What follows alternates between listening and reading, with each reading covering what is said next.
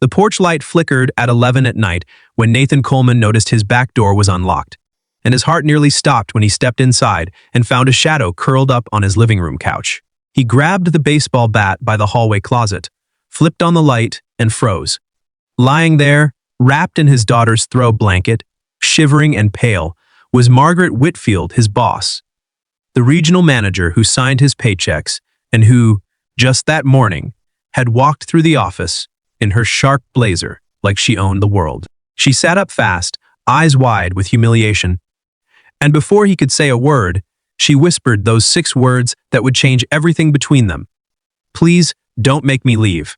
If you believe in kindness, second chances, and the quiet ways people can save each other, hit like on this video, drop a comment below, share it with someone who needs a little hope today, and subscribe to the channel so you never miss a story like this one." Nathan had raised his 8-year-old daughter, Grace, alone since his wife passed 3 winters ago, working long shifts at the logistics warehouse Margaret managed. He knew her only as the composed woman who ran meetings with a clipboard and never let anyone see past her polished exterior. He never imagined she'd been living out of her car for 2 weeks after her ex-husband drained their joint savings, and the bank foreclosed on the home she'd fought so hard to keep.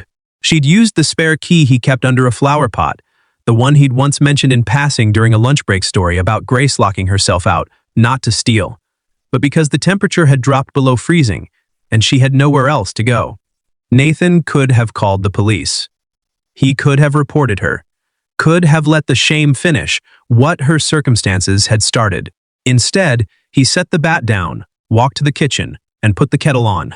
He told her she could stay on the couch that night. No questions asked, and that in the morning, they'd figure something out together. Margaret cried harder at his simple kindness than she had through any of the paperwork, the lawyers, or the humiliating calls to friends, who all had reasons why they couldn't help. She kept saying she was sorry, that she was supposed to be the one with everything together, and Nathan just told her that everyone loses their footing sometimes, and the measure of a person is who reaches back for them when they fall. Over the following weeks, something quietly shifted in that small house. Margaret helped Grace with her reading homework at the kitchen table while Nathan worked late shifts. And in exchange, she insisted on covering groceries and never once treated the arrangement as charity, only as neighbors helping neighbors. She found a small apartment 2 months later, but by then, she and Nathan had built something neither of them expected, a friendship rooted in honesty, forged in one of the most vulnerable moments of her life. At work, she began advocating quietly for warehouse employees, pushing through a hardship fund for staff facing emergencies, something she said she wished had existed for her.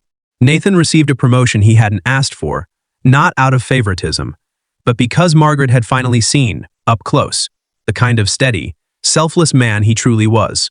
A year later, at the company's holiday gathering, Margaret stood up unprompted and told the room, without naming names, about a man who chose compassion over judgment when he had every reason to turn away, and how that single choice had reminded her what it meant to be human again.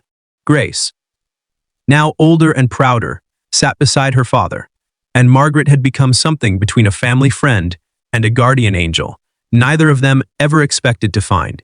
If this story touched your heart even a little, please take a moment to leave a comment below and tell me what part moved you most. I read every single one, and your words remind me why these stories matter. Kindness rarely announces itself with fanfare. Sometimes it simply whispers, "Please don't make me leave," and somebody chooses to say, "Stay." If you believe every person deserves that chance, like this video, share it with someone who needs reminding that grace still exists in this world. And subscribe for more stories of hope, healing, and second chances.